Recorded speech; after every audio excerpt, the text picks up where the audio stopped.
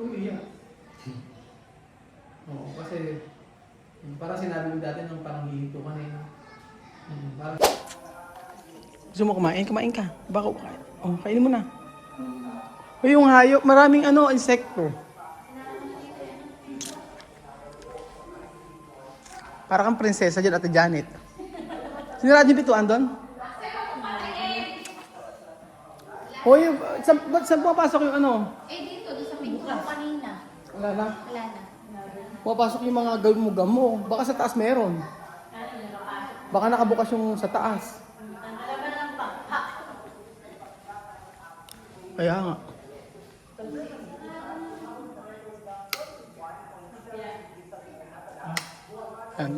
Ay, maganda ganyan, no?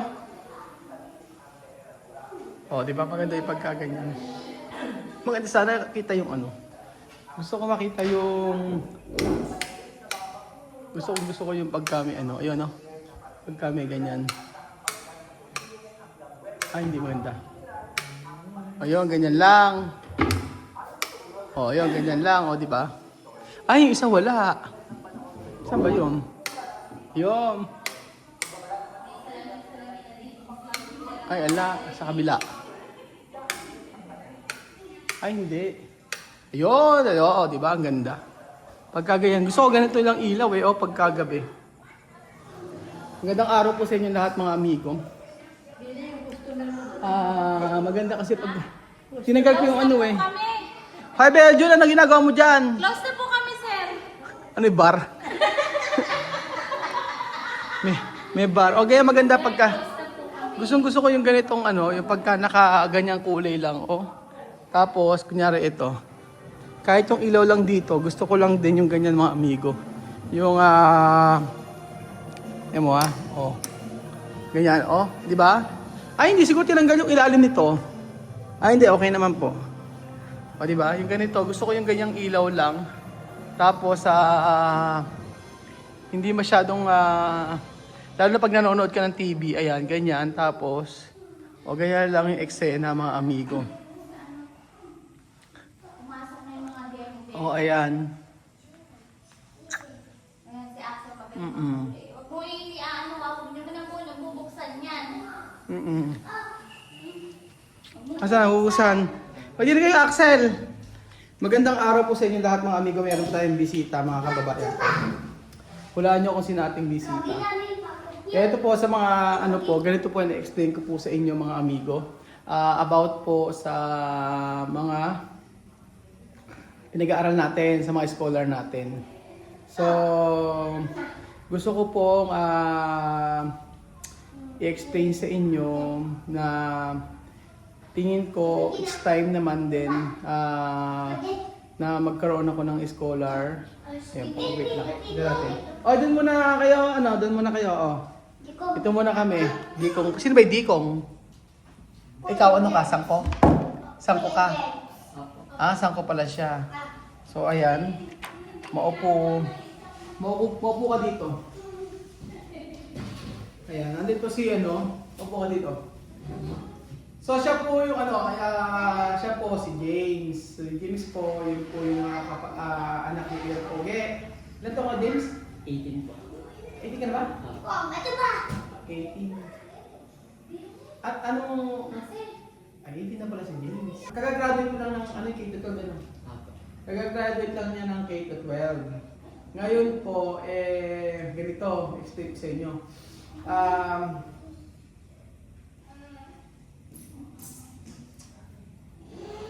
Siyempre, alam niyo naman yung kondisyon ng Poge na kapatid ko, hindi ganun kadali yung pagpaaral.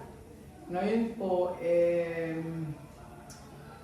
gusto ko kasi siyempre marami din nagsasabi sa atin na ang pagtulong ay siyempre dapat mag-uumpisa sa pamilya. So ilang taon naman din na rin po na tayo nagpo-provide sa kanila, especially sa nung nagkasakit si Poge. So maraming pagkakataon na kahit nung nandun pa ako sa abroad, talagang sinisikap ko na makatulong para sa kanila. Ngayon po, naiisip ko na total naman,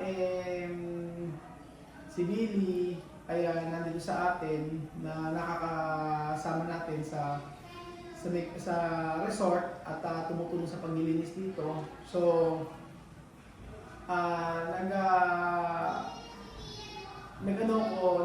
siyempre mag-aaral yung bata at college na.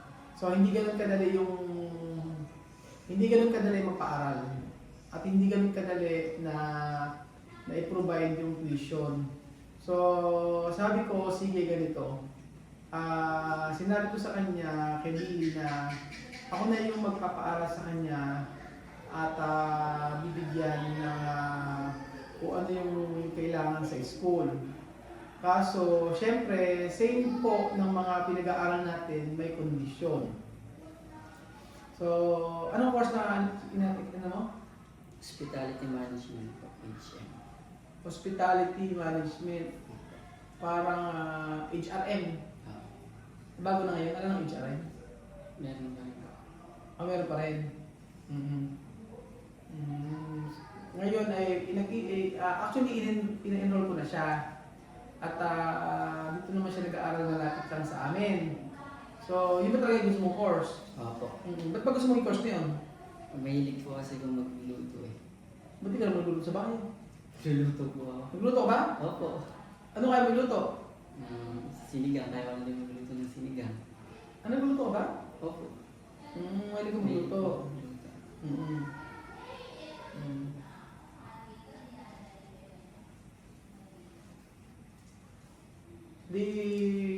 Yung course kasi niya para HRM, gano'n. So, pina-enroll ko siya. Kailan mo nag-enroll? Hapon? Hapon, pina-enroll ko na siya. So, gusto ko lang naman po i-share sa inyo na syempre, sabi ko nga pagtulong ay dapat sa family muna. At nung nakikita na hindi lang lagi sa ibang tao syempre. Dapat mag-start para sa family. Tapos, kailang James, pag-aaralin kita hanggang makatapos ka ng pag-aaral. Pero, syempre may kondisyon. No? Okay naman, okay naman yung grades mo ng di ba? Opo. Okay naman yung grades na nung nakaraan kasi nakita ko meron pa nga siyang may mga awards pa nga siya. Ano mga award mo? Ano po yun sa yung honor po akong second sem po ng grade 12. So, grade 11 po ng first sem with honor din. With honor ka. Ano ang pinakamataas sa grades mo? 92, 93 po. 92, 93. Pinakamababa? Ano po? 81. Mataas na rin. Mataas na rin yung grades niya. Ako ka para sa iyo hanggang makatapos ka ng pag-aaral. Pero syempre may kondisyon yun. Sa akin, unang-unang kondisyon ko ay after ng school, diretso ka bahay. Anong oras ang pasok mo? 7 po siguro. Ang uwi? 4. Wala pa po kasi yung time ng Mga alas 4. Kailan ba ang pasokan nyo? July 27 po. July 27 pa pala pasokan nyo. Tagal pa pala. Ba't ganun late na? Pag-college late na. July 27 pa pasokan nyo. Tapos, yun na sa akin na after ng school, uwi ka na. Unless na lang meron kang activity sa school. Pwede yun, gano'n. Okay lang sa akin yun. Tapos, syempre, yung grades ay hindi mahalaga sa akin kung sobrang taas. Mahalaga sa akin, pasado. Oo, pasado. Pasado, at syempre, pagbutihan mo na rin. Oo, kasi, syempre, matutuwa ako kapag mataas yung grades mo. Lagi ko lang po ginagawa yung best ko. Lagi mo ginagawa best mo. Yun. Tapos, pangatlo, wala nang bisyo. No? Bawal ang sigarilyo sa akin. And then, bawal uminom. Yun. Bawal sa akin yun. Yung dalawa na yun. Sigarilyo at inom, hindi pwede. I-explain ko sa iyo bakit hindi pwede uminom, bakit hindi pwede manigarilyo. yung bawat kinakain natin, pinaghihirapan. Oh, kasi ako nag-aaral ako, hindi ako may bisyo.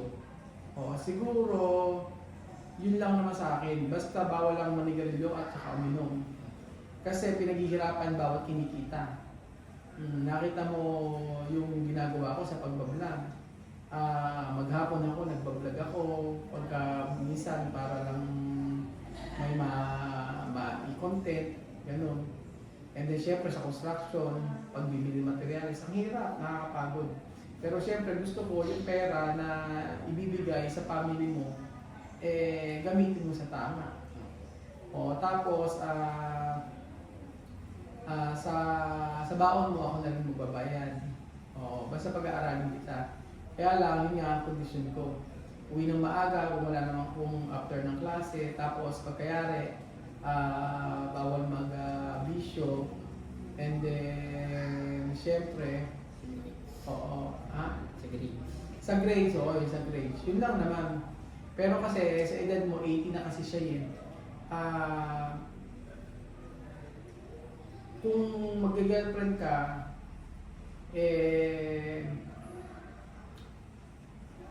siguro, ang hirap po kasi, ang hirap payuhan na huwag ka mag-girlfriend, ganyan. Pero hanggang maaari, siguro, priority niya lang muna yung pag-aaral mo. Alam ka na po kung balak na Pero nagka-girlfriend ka na. Ba?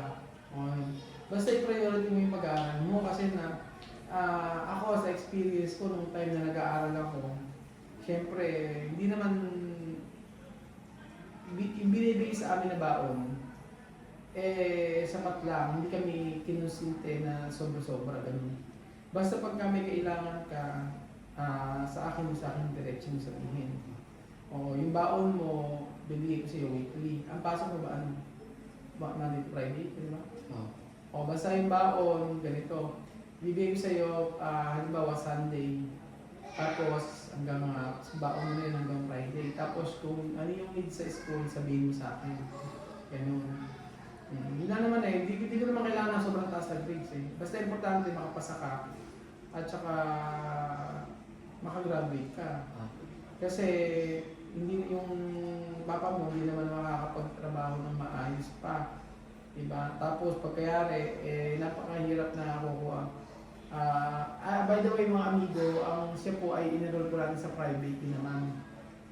Sa private school dito sa San Isidro, dito sa amin. So, yun. Total naman, may nagpapaaral tayo ng ibang tao. Siyempre, family din natin kasi yung isang kapatid niya, si Luigi, si mother ko nagpapaaral doon. So I think this time, bukod sa, siyempre, mahirap magpaaral, mahirap din naman mag-aral. Kaya ang gawin mo is pagbutihan mo na lang. O, basta sa akin ka dumirekta. Kausapin mo ako pag may kailangan ka, lalo na sa school. Ganun lang naman. Basta pagbutihan mo na yung pag-aaral mo. Pagbutihan mo kasi, i-ano ko sa'yo, pagka hindi ka nakatapos ng pag-aaral, mahihirapan ka makahanap ng trabaho. Yung iba nga nakatapos na ng pag-aaral, mahihirapan pa kumuha ng trabaho. Hindi naman ito para sa akin. After na makagraduate ka, kung magkaroon ka ng trabaho, kung ano yung trabaho mo, magkaroon ka, tulong mo sa pamilya mo, tulong mo sa mga kapatid mo. Yun lang yun sa akin. Ako kahit di mo kumabalikan, walang problema sa akin, basta magawa ko yung part ko para sa iyo. Yun lang, hanggang matapos ka ng pag-aaral, susuporta ako para sa iyo. Basta ayusin mo lang yung pag-aaral. Ganun na lang. Kasi syempre, hindi naman kagaya niyan. That time, kahit yung mga Aprikano na punta rito, nag-aaral din naman sila. Kaya sabi ko, may mga rules din, yung mga sinasabi ko sa kanila na ganun ang gawin mo. Basta ang gagawin mo, every sem, after matapos ng sem, pakikita mo sa akin, kunyari first sem, second sem, send mo sa akin yung mga grades mo. O, ganun lang. Tapos, every week, puntahan mo ako. Tapos, para sa baon mo. Ano? O, tapos, kung merong, halimbawa, meron sa school, babayaran. Kada babayaran sa school, bibigyan mo sa akin yung resibo. Ganun. Oo, lahat ng resibo, sisend mo sa bibigyan mo sa akin. Ganun ano. Or kung may kailangan sa school, tawagan mo ako. Kung ano ang kailangan. Diba? Ganun lang naman eh. Basta mag-aaral ka ng mabuti. So yun po mga amigo, basta para sa akin, makatulong, hindi na naman sa mga Aprikano tayo tutulong. Siyempre dapat sa family natin tumulong din tayo.